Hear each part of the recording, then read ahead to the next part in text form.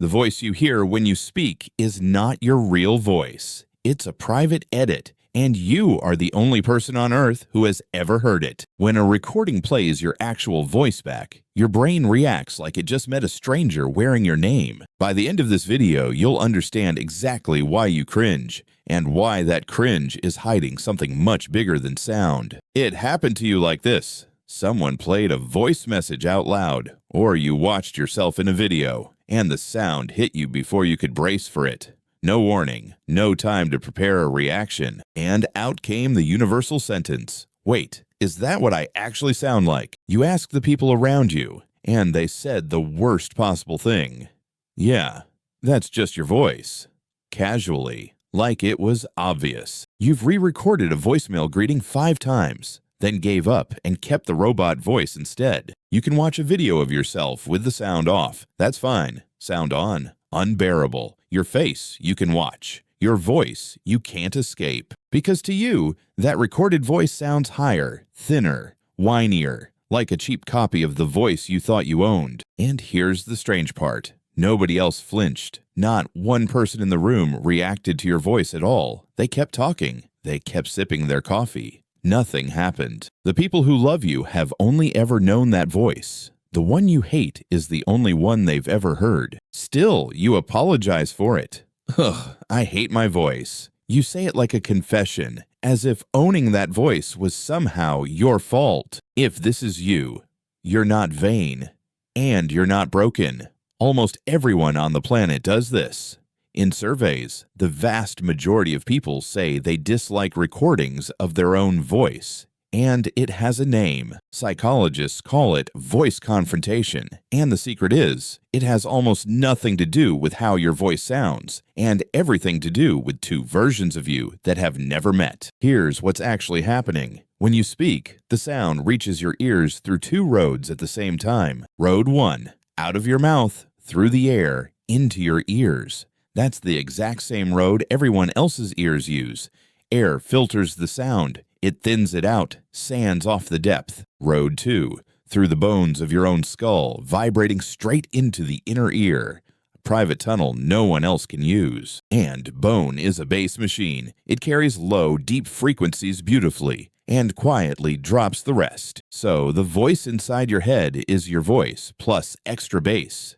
Deeper, rounder, warmer, more impressive. A flattering filter you never asked for, but got anyway. Every day of your life. Imagine a concert hall built inside your skull with the subwoofer turned up. Audience capacity 1. You. A recording strips the bone road away. Only the air road remains. The private concert is over. That's why recordings sound higher and thinner to you. The microphone isn't lying. Your skull was. It's been quietly remixing you since the day you said your first word. Sit with this for a second. The one voice you have never heard accurately is your own. Every other voice in your life you hear correctly. Yours is the only one that arrives pre-edited. So which one is the real voice? I'm sorry, it's the recording. By every measure that matters, the recording is you. Painful, I know. But that's the version that actually exists out in the world. The voice on the recording is the voice your mother knows, the voice your friends would recognize anywhere, the voice that got you your job, every memory anyone has of you speaking. It's that voice, always has been. The inside voice is a private remix, with an audience of exactly 1. And you spent your entire life assuming the remix was the original. This isn't a flaw in your hearing, it's physics. Every single human with a skull gets played by the same trick. Even singers, even radio hosts, even the people whose voices you envy. They all met the stranger in the recording at some point. The difference is what they did next. We'll come back to that, because the physics explains the difference, but it doesn't explain the disgust. That part is deeper. Your brain keeps a model of you. How you look, how you move, and how you sound. And that model was built entirely from the inside view. The bass-boosted private tunnel edit. When the recording plays, reality crashes into the model, and the model loses. 30 years of certainty, flattened in 3 seconds of playback. Psychologists call this an expectancy violation. Your brain hates few things more than being told its map is wrong. It's the same jolt as catching your reflection in a shop window from a weird angle. Wait, that's me. For half a second, you saw yourself the way a stranger does, and it didn't match. But sound cuts deeper than image. And here's why. You see your own face constantly. Mirrors, photos, video calls. Your face model gets corrected every single day. Your recorded voice. You hear it maybe a few seconds a year. The voice model never gets corrected. It's still running on data from the inside of your skull. So the gap stays wide open. And every time it opens, it feels like falling. And there's more. Your voice carries things your face can hide. The nerves you thought you masked. The hesitation, the accent you thought you'd lost, the tiredness you didn't mention. When you hear your recording, you don't just hear sound. You hear information about yourself you never authorized, and your nervous system treats unauthorized information about you as a threat. That nervous upturn at the end of your sentences, the mumble you swore you didn't have, it's all in there. It's like reading a stranger's brutally honest description of you, accurate and completely uninvited. So the cringe was never really about pitch. It's about exposure. And being truly seen or truly heard is one of the things human beings fear most. The recording shows you the person other people actually meet, not the person you rehearse being. And somewhere in that gap lives the question you actually fear. If I was wrong about my own voice my whole life, what else about myself am I wrong about? Hold that question. Because what scientists found next is even stranger. Researchers ran a sneaky experiment. They recorded people's voices, hid each voice in a lineup of strangers' voices, and asked everyone to rate them all. Most people didn't even recognize their own voice in the lineup. And here's the twist. On average, people rated their own voice as more attractive than other people rated it. Without the me label, the harsh judgment never showed up. Read that again. When you don't know it's you, you like your voice, which means the sound was never the problem. The label was. The moment your brain tags a voice as me, a different judge walks into the room. And that judge isn't reviewing audio. That judge is reviewing you. Every insecurity you have lines up behind your eardrums and grades the performance. No stranger ever judges your voice that hard. They can't.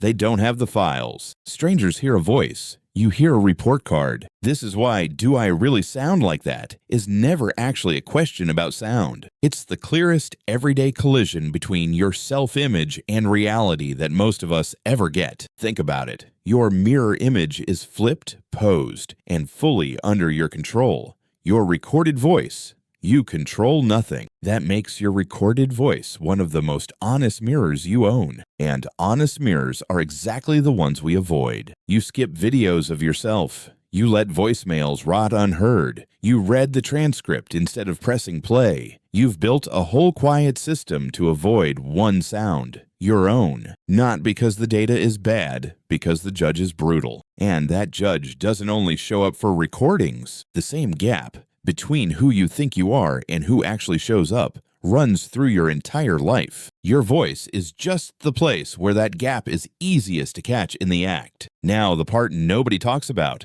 What avoiding your own voice actually costs you. People who hate their voice speak up less. In meetings, in groups, on the phone. Not because they have nothing to say, because they don't want to hear themselves say it. You delete the voice memo and type the text instead. Slower, safer, more filtered. You avoid presentations. You let someone else pitch the idea that was yours. Each small avoidance feels harmless. Together, they quietly shrink your life by exactly one voice, yours. And the world quietly loses everything that voice was going to say. And there's a quieter cost. The rehearsed self gets exhausting. If the inside version is the only acceptable you, then every recording, every photo, every reflection becomes a threat. You start managing evidence instead of living your life. That's not protection anymore. That's a part-time job. Some people speak in a careful, controlled tone their entire adult life. A voice costume. It's safer, it's also lonelier, because no one ever gets to meet the unedited you. Meanwhile, the actual voice,